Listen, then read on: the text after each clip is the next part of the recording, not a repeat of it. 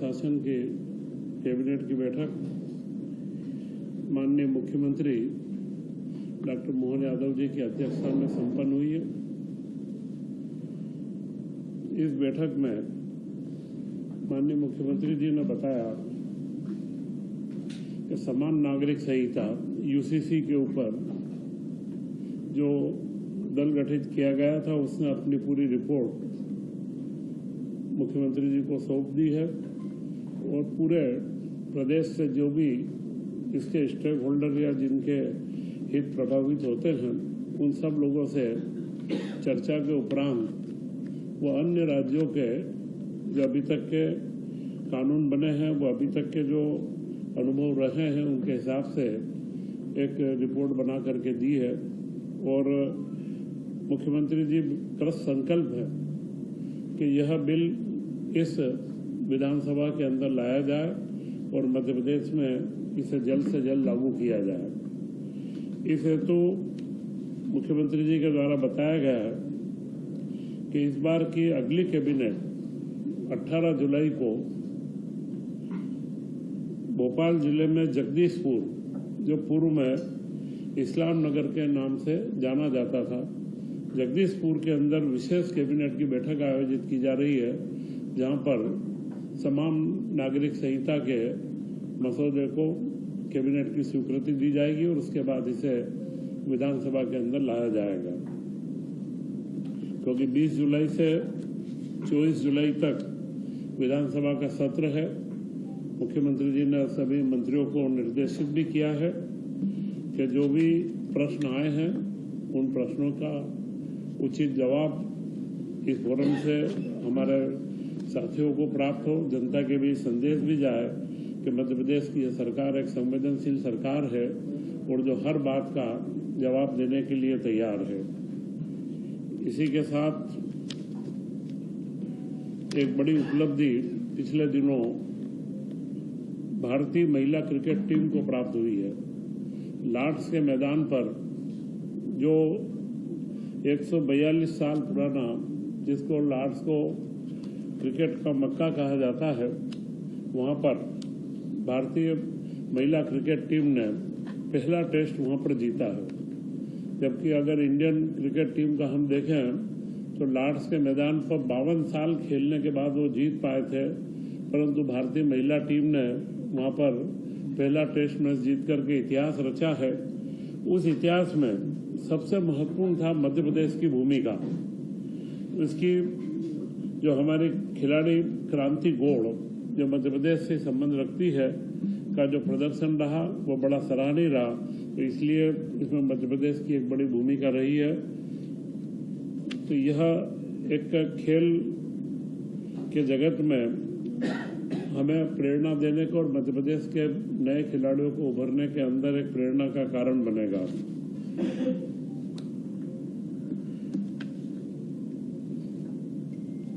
MP tech growth, technological system के अंदर मध्य प्रदेश आगे बढ़े और टेक्नोलॉजी के क्षेत्र में हमारी भूमिका एक महत्वपूर्ण रहे, क्योंकि टेक्नोलॉजी का जो क्षेत्र है यह प्रदेश के विकास को तो प्रभावित करता है, परंतु साथ में युवाओं के लिए रोजगार के अवसर भी लाता है। एमपी टेक ग्रोथ में 40,000 करोड़ के निवेश के प्रस्तावों के ऊपर चर्चा हुई है, कई प्रस्ताव मंजूर भी हुए हैं और उसमें 34,000 युवाओं को रोजगार मिलने की संभावना बनी है।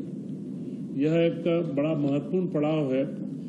इस राशि का निवेश गुजरात के बाद में टेक्नोलॉजी के क्षेत्र में, जिसमें सेमीकंडक्टर से लेकर के विभिन्न कार्य आते हैं, और उसी के अंदर एक महत्वपूर्ण जो प्रस्ताव प्राप्त हुआ है वह प्रस्ताव है एआई डाटा सेंटर।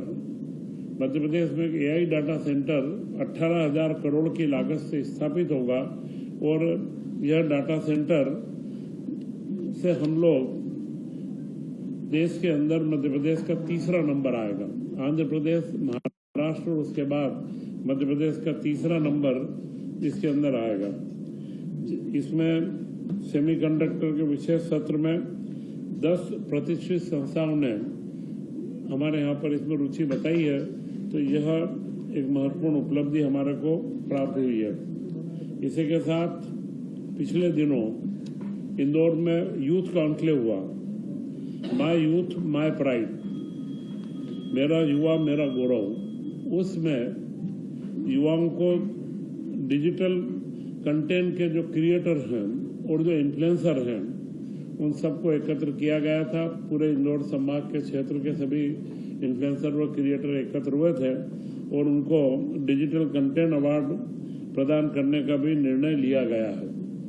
मुख्यमंत्री जी ने बताया है कि 2027 को हम युवा वर्ष के रूप में मनाएंगे। 2025 को हमने उद्योग वर्ष के रूप में, उद्योग और रोजगार के रूप में मनाया।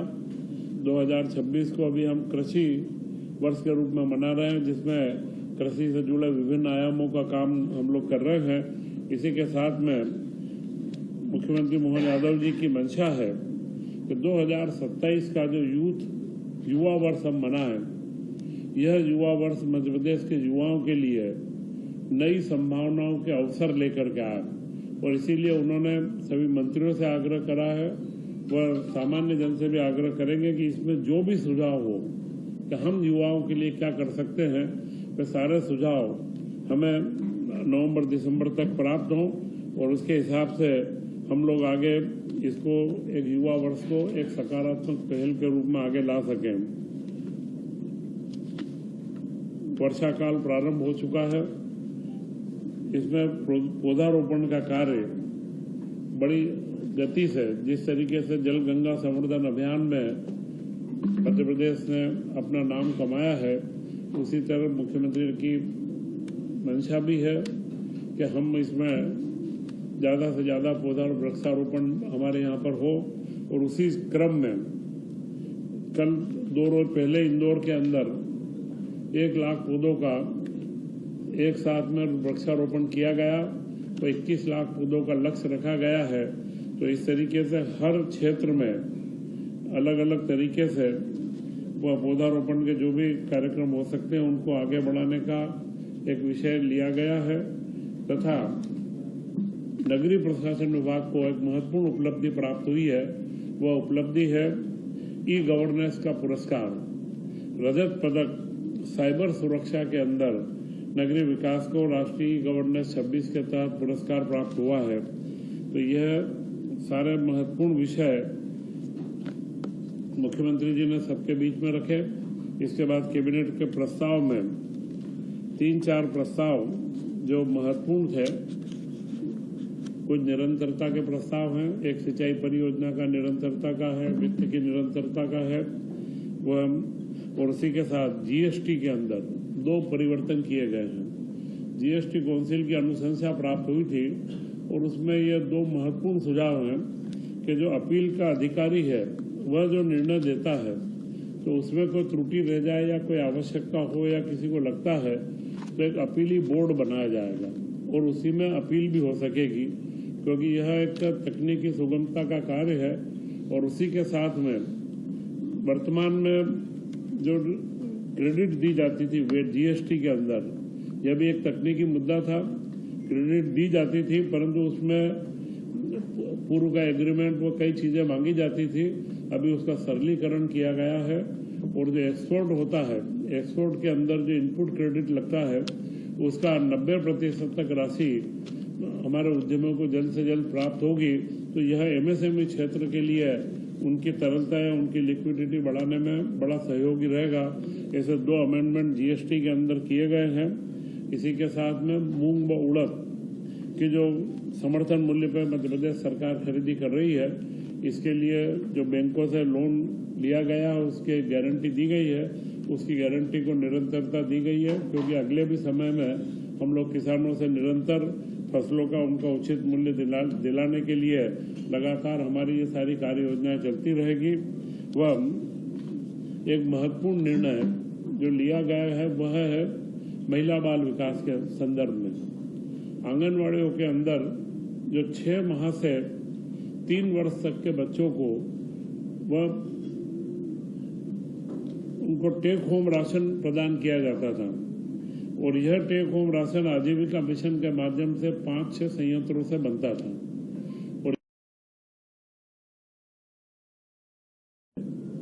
अभी सरकार ने निर्णय लिया है कि टेक होम राशन को वहां से आजीविका मिशन से हटा करके यह कार्य महिला बाल विकास स्वयं करेगा। और जो अभी वर्तमान में आंगनवाड़ी के अंदर 3 साल से 6 साल के बच्चों को पका हुआ भोजन दिया जाता है, वे सारे पूरे प्रदेश के अंदर सारे स्व सहायता समूह इसको कार्य को कर रहे हैं और जो अच्छे सफलतापूर्वक संचालित भी है, उन्हीं समूह को तत्काल यह काम दिया जाएगा और वे इसका जो मिश्रण बनता है टेक होम राशन का वह सप्लाई करके और सारे बच्चों को इसमें प्राप्त होगा। इसमें क्योंकि गुणवत्ता की व वित्तीय मुद्दे के अलावा इनकी गुणवत्ता और डिस्ट्रीब्यूशन का भी बिंदु लगातार शिकायतें आ रही थी, तो उसको सुधारने के लिए अब यह के अंतर्गत वो इसकी अगली योजना भी इसके लिए तैयार की जाएगी। स्व सहायता समूह अभी खाना बना रहे हैं, वही लोग इसको सप्लाई करेंगे, उसकी गुणवत्ता का मापदंड दे दिया जाएगा तो वो कंप्लीट करके पैक करके पैकेट देंगे। टेक होम राशन जो रहता है ये बच्चे को 7 दिन के लिए पूरा राशन का एक पैकेट बना के देते हैं। तो इसमें मिश्रण रहता है 2-3 अनाज का, तो वो बना करके वो देंगे।